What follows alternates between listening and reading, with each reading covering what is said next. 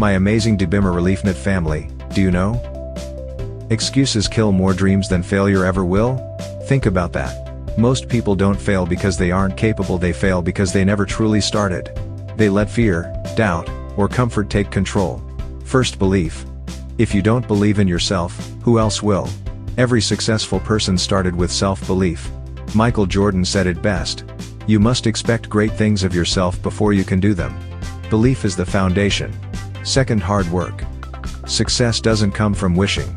It comes from sweat, hours, and consistency. Wake up early, stay disciplined, and don't skip the grind. While others sleep, you build. Third, persistence. The road to success isn't straight. You'll face rejection, setbacks, failures. But persistence means getting up every time life knocks you down. Failures aren't the end, they're stepping stones. Start small. Replace one excuse today with one action. Don't say, "I don't have time." Instead, make time. Don't say, "I'm not ready." Start now. Small wins add up into massive success. So here's the blueprint. Believe in yourself, work harder than anyone else, and never stop moving forward. No excuses.